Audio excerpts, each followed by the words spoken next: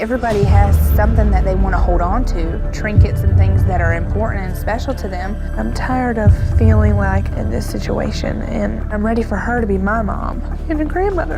You want to care for and respect and love. What's the reason? Give me a go home then. I'm not going home. Everybody here is feeling a massive amount of disrespect from you because of what you're doing. You do not care about the impact to yourself nor to anyone else around you. Get ready for a wild ride right from the get-go. Mary Lynn introduces herself and gives us a grand tour of her, well, living conditions, emphasizing the insane amount of boxes everywhere. It's like a cardboard jungle in there. She equates walking through her bedroom to navigating a minefield, only less predictable and more cluttered. Buckle up, because her son's take on the situation is just around the corner. My name's Mary Lynn. I'm 53 and I'm on disability. I live in a house, but it's not a house. When you first walk in my door, you immediately see a stack of boxes. If you look to your left, you see another stack of boxes. Things are heating up now. At his wit's end, Jacob does something drastic. He confides in his doctor about his mom's hoarding, labeling it as abusive. This bold move leads to CPS showing up at their doorstep. Mary Lynn's initial reaction? She thinks it's a prank. But soon, the harsh reality sinks in. This is no laughing matter, folks. The plot thickens in the next snippet. I gotten so fed up with the mess that I just wanted a way out, that I could get out of the house, go to foster care or something like that. So I went to my doctor and said that my mom was being abusive, and they ended up calling CPS. You can't make this stuff up. Mary Lynn reveals that the only reason she started cleaning was the looming threat of CPS intervention, not exactly Mother of the Year motivation. Her daughter Jennifer chimes in, criticizing her mom for acting more like a child than a parent. The tension is real, and you won't believe what's coming up next. I'm Jennifer, I'm 28, and I'm Mary Lynn's oldest daughter. When my sister and I were little, our houses were always spotless, organized. If I needed something, my mom always knew exactly where it was at. I mean, the craziest thing she would say. This part is a real tearjerker, or eye roller, depending on your perspective. Amanda, the youngest daughter, reminisces about better times when her mom was fun and the house was spotless. Then, life threw them a curveball, and the hoarding began in earnest. It's a downhill saga that's about to hit an intervention head-on. My name is Amanda, I'm 25 years old, and I'm Mary Lynn's youngest daughter. Growing up, my mom was a normal mom. She took care of us. She had a clean house all of the time. She made like 7-course dinners every night, and she was just fun to be around. Strap in for some intervention action. Professional organizers and psychologists descend on the scene, armed with trash bags and therapeutic advice. Mary Lynn isn't making it easy, though, resisting change at every turn. The family drama escalates to soap opera levels. You won't want to miss the explosive family showdown next. I'd like to go ahead and start the meeting by discussing some of your goals. I'm Geraldine Thomas, and I'm a professional organizer. What do you hope to get out of this? A new life. A new life, okay. Mary Lynn is somebody that I have great concerns dealing with. And just when you thought it couldn't get any more intense, the cleanup efforts push family tensions to the brink. Jennifer and Amanda confront their mother, accusing her of choosing junk over family. The accusations fly, tempers flare, and tears are shed. It's a real roller coaster of emotions, and the climax is heart-wrenchingly cathartic. I can't take it. You're not listening, you're not hearing. I'm hearing. I don't want to hear you when you scream at me. I've been screamed at, yelled at all my damn life. I don't have to take it from you. Mom, this consumes your life, and I'm tired of every time I get on the phone with you. This is what it's about. You need help. Here's the moment we've all been waiting for, the breakthrough. Amidst the chaos, there's a glimmer of hope as Mary Lynn starts to let go, both literally and figuratively. The family sees tangible progress in the house and in their relationships. It's an emotional roller coaster that ends on a high note.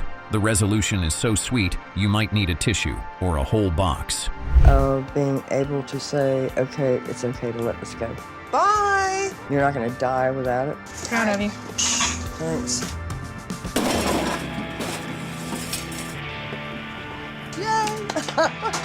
Phew, what a finale. The family takes a collective breath as they celebrate the successful intervention. Jacob decides it's cool enough to stick around. and Mary Lynn acknowledges her newfound path to a clutter-free life. They look forward to future family gatherings without the old baggage, literally. What a transformation from top to bottom. I know he is so happy. I can see it, I can feel it. It just is like coming out of his pores, you know? It's just such a great feeling. I see hope and I see a life again. Take care, you guys. Keep up the good work. Thank you. Can you believe what's unfolding here? Darcy describes her mother Adela's hoarding as living and sleeping amidst a colossal mountain of nameless, faceless trash. This trash isn't just clutter, it's her lifetime companion, casting a long shadow over her family relationships. You'll definitely want to stick around to see what comes next. My name is Darcy, and Adela is my mom. She lives in and sleeps with a pile of nameless, faceless trash that is her accompaniment in life. You want to care for and respect and love. Here's where the plot thickens. Beverly, Adela's other daughter, delves into the origins of their mother's hoarding, which kicked off in 1988 after their grandmother's death. This loss triggered a drastic transformation in Adela, reshaping her behavior and fracturing her familial bonds. The next scene adds another layer to this tangled story. I'm Beverly, I'm 46, and Adela is my mother. My mom's hoarding started in 1988 when my grandmother passed away. Something seemed to short circuit in her brain. She started slowly becoming somebody else. Watch how the drama escalates. At a pivotal turning point, Adela tells her husband to hit the road if he can't handle the hoard, opting for her piles of stuff over her own family. This bombshell decision sends shockwaves through their lives. Wait till you see what's around the corner. My mom told him if he didn't want to live like that, he could just leave, and that's what he chose to do. She chose the trash over my dad. She chose the trash over me and my sister. And she chose the trash over our children. Adela stands her ground, viewing her hoarding as merely collecting, which reveals her deep disconnect from recognizing how her habits harm both her and her loved ones. The unfolding scenario in the next clip is a must-watch. She thinks there's no end to my collecting things. I have things in my car, things in my house, things in my yard. High society people don't like that. She sees me as the demon from hell who wants to take away all her trash. You won't believe your eyes here. Enter Matt Paxton, the extreme cleaning specialist who's tasked with tackling the monumental hoard in Adela's backyard. He points out the severe risks, including losing the home if nothing changes. The tension ratchets up next, so don't go anywhere. My name is Matt Paxton. I'm an extreme cleaning specialist. We're in this big backyard. You got a lot of stuff back here. Yes, sir. Some of it's good. Is all of it good? 50 years of accumulation. So answer the question, is all of it good? Yeah. Oh, yeah. So we see the problem. We see why we're here, okay? The frustration is off the charts in this scene. Amidst the cleanup effort, Beverly confronts her mother about clinging to worthless items, which spotlights the emotional roller coaster and logistical nightmares of dealing with a hoarder. The stakes get even higher in the upcoming scene. In fact, I frankly expect the opposite. And what'd you squirrel away back here? That's new. Okay, well, why are you squirreling away? You just put it on the keep pile. Because I'm keeping it. She keeps things that I think she should have let go. Like, that frustrates me. What is this? I'm keeping it, Scott. No, you're not keeping this. Got money in it. Tempers flare wildly here. A fiery argument about respect and responsibility erupts between Beverly and Adela, laying bare decades of pent-up frustration and deep-seated hurt due to the hoarding.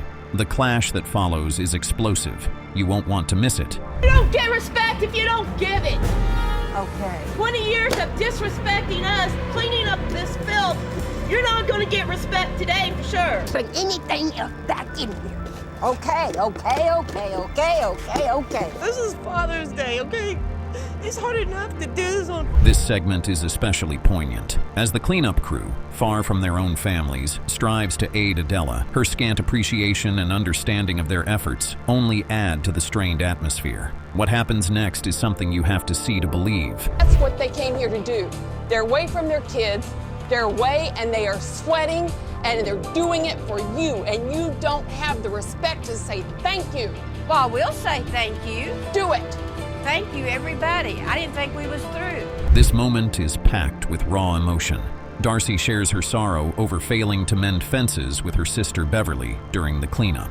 This episode not only reflects the emotional devastation wrought by hoarding on family bonds, but also sets the stage for a compelling conclusion.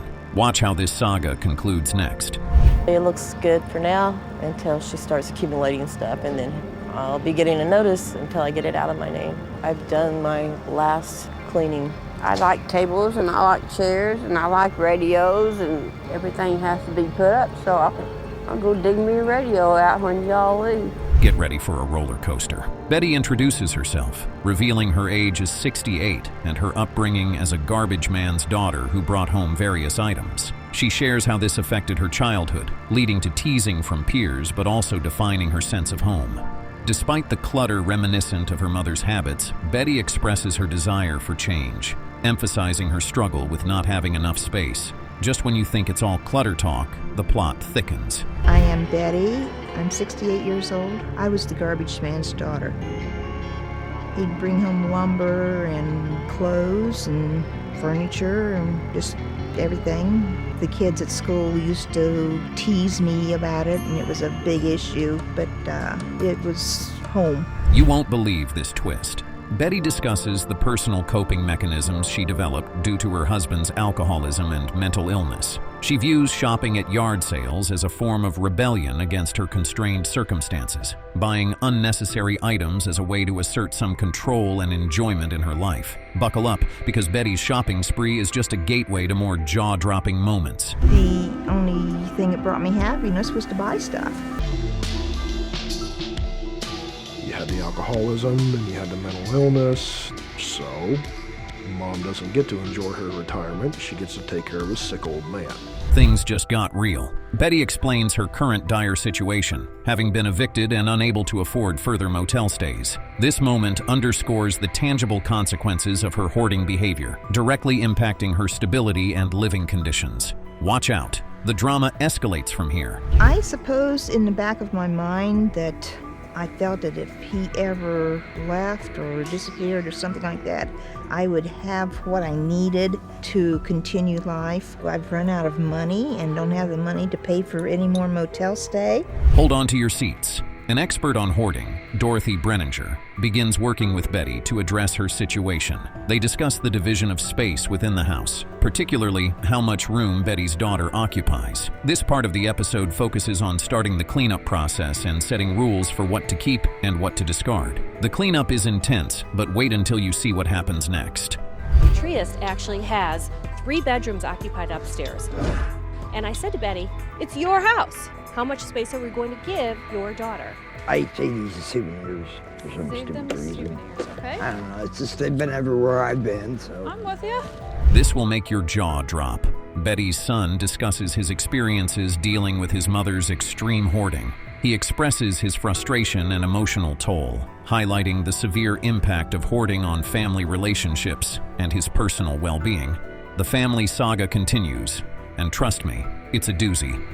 Hey, do you think I have not suffered my mother's wrath before in throwing things away that she didn't approve of? You're highly mistaken. I have suffered more than you can imagine in dealing with my mother and this chronic, horrible condition of extreme hoarding that she has. Get ready for a reality check. During a particularly poignant cleanup moment, Betty is faced with decisions about what to keep. An expert challenges her to prioritize family time over fixing and selling old items, emphasizing the importance of relationships over possessions. Fasten your seatbelt because the next segment dives even deeper. If you're not going to follow through, like what's more important, repairing this vacuum cleaner, maybe or maybe not, or having dinner and cooking for your family and having everybody over? Dinner with your family is more important, please. Prepare for some stubborn antics. Betty vehemently denies seeing herself as a hoarder, attributing her behavior to necessity and sentimental value. Her resistance to change is evident as she refuses to clean up further, pushing her family to the brink of giving up on helping her. The emotional roller coaster is far from over, so stay tuned for the climax. I don't consider myself a hoarder. I have saved stuff and waited and waited and waited for a place to put it. I get that. And that's still the way I see things. I'm done. I'm not going to clean This part is heart-wrenching, yet pivotal. In a dramatic turn, Betty's daughter decides to prioritize her own life after years of dealing with her mother's hoarding. This moment marks a significant emotional and relational climax, with the daughter expressing deep-seated frustration and choosing to step back. The final showdown is next, and it's bound to be a tearjerker. I'm hurting. I'm scared. I'm disgusted. I can't breathe. I'm just frustrated beyond belief. This is how you want it. This is how you want it. No, it's not. I've You cleaned know your that. house out before and it keeps showing up like this, so this must be how you want it. As the curtains start to close, take a moment to reflect. As the episode concludes, family members reflect on their need to detach and allow Betty to handle her issues independently. Despite some progress in cleaning, Betty still struggles with acknowledging her hoarding tendencies, leaving a complex situation unresolved. Don't miss the final thoughts. They're just around the corner. The living room is totally empty. We got this backyard cleaned up, so the city's happy, and I know that it's not finished yet. Tress did a great job of giving up a lot of things, and we've had great progress, and I understand hoarding tendencies, but I really can't believe that I'm a hoarder. Can you believe this situation? Melinda introduces herself, stating she is 33 years old and a teacher. She reveals she lives with her mother and younger sister, setting the stage for the family dynamic involved in the hoarding case. You're not ready for what comes next. My name is Melinda. I'm 33 years old and I'm a teacher. I live here with my mother and my younger sister. When you walk through the front door of our house, the first thing you're going to notice is the fact there's just clutter everywhere. Prepare to be amazed. The video first shows the clutter in their home as Melinda describes the overwhelming presence of boxes and bags piled high. This moment underscores the severity of the hoarding issue they face. Just wait until you see what's lurking with the cats. Boxes and bags stacked several feet high. My name is Erin. I'm 28 years old and I'm a cashier. We've collected things probably all our lives in this house. Now, things get even furrier. The presence of 10 cats in the household is acknowledged. The sisters mention that the cats are everywhere and they try to clean up after them promptly, highlighting another layer of complexity to their living conditions. Stick around. The psychological layers are just peeling back. We have 10 cats in the home with us. They are anywhere and everywhere. If we see them make a mess, we clean it up as soon as we can. They're a handful. They're a lot of company. Dive deeper into the psyche. Erin reflects on her purchasing behavior, admitting she buys things she doesn't need and often loses them, leading to repetitive buying. This insight provides a psychological perspective on hoarding behavior. Brace yourself for a plush invasion up next. I'm not sure why I buy things that I don't need. I think at the time I convinced myself for some reason that I do need it. I think, oh, maybe I can use that sometime. And sometimes it never comes. You'll need a moment to grasp this. The mother, Luann, discusses her first stuffed animal and the thousands they have accumulated, which symbolizes the emotional attachment they have to these items, making it difficult to let go. The health risks they face will make you gasp. I was about 15 when I got my first stuffed animal. I've always liked stuffed animals, and the girls like them too, and you know, every time we'd go out, we'd buy one from a different place. We have thousands of them. It's very difficult to live in a house with 3 people that have a problem with clutter. This will make you sit up. Luann expresses her fear of falling due to brittle bones, emphasizing the direct health risks posed by the cluttered environment. This moment highlights the urgency of addressing their living conditions. Get ready, help is just around the corner. My bones have gotten really brittle, and that scares the daylights out of me because if I would fall wrong, I'm afraid I could end up paralyzed from my waist down. DSS concerns me because I've been told that they can actually remove us from the house. Things take a hopeful turn. Dr. Reed Wilson, a specialist in anxiety disorders, arrives, introducing a professional perspective on the family's hoarding behavior. His introduction marks the beginning of potential therapeutic intervention. The complexity is about to unfold even more. Hey, Hi. I'm Dr. Wilson. I'm Erin. Nice to meet you. Hey, Come on in. Thanks. My name is Dr. Reed Wilson, and I am Director of Anxiety Disorders Clinic. This is my mom, Luann, my sister, Melinda. Hi. This is Dr. Wilson. So we have a household of 3 women, all living together for a number of years. This revelation is a jaw-dropper. Dr. Wilson discusses the genetic and learned aspects of hoarding, focusing on the family's long history of similar behaviors. This points to the complexity of their situation and the challenges in addressing it. Don't go anywhere. The cleanup challenge is up next. Very unique situation like this. We've got 3 people in the same family who are all hoarders and a family history of it. We don't know the exact percentage of learned behavior versus genetics, but we're finding with a family in a situation like this, it is highly genetic. Time for a clutter showdown. Standalyn Robertson, a professional organizer, begins her work with the family, setting guidelines for the cleanup process. This marks a pivotal point in the episode where actionable steps are taken to address the hoard. The upcoming struggles are real. Good morning, everyone. Thank you for being here. I'm so happy. My name is Standalyn Robertson. I'm a certified professional organizer. So I'm going to go over a few of the guidelines. Nothing leaves this property without your permission. You're going to set the pace for the project. Things are about to get real messy. The difficulty of the cleanup process is evident as the family struggles with emotional attachments to items. Conflicts arise, highlighting the interpersonal challenges of hoard cleaning. You won't believe the emotional roller coaster coming up. A coupon or something you're saving? Because I'm seeing these just thrown in a lot of places. No. How they interacted with each other, how they process things. It's not going to change overnight. The emotional bomb drops. The emotional toll of the hoarding on the family is more pronounced. The sisters express frustration and exhaustion, which underscores the significant impact of hoarding on their mental health. But hold on, there's a light at the end of the tunnel. I hope they haven't gotten too dirty being mixed in with all this stuff. It's the size of this. There. See that one? That's one of them. That's one, yeah. Can I just check in and find out what you're doing and why you're Some on stuff that was on the bed that was clean and wasn't supposed to go got tossed with everything else. Finally, a ray of hope. Luan expresses hope for a cleaner living space and better mobility within the house. This optimistic moment focuses on the potential benefits of the cleanup efforts, despite the ongoing challenges. The path ahead is tough but promising. Stick with us for the journey. They really need to work with a therapist and work through, and this will be a lifelong struggle for them. If they get no reinforcement out of this, either from each other or from somebody else who's an objective observer to come in, no, it'll be back to a mess.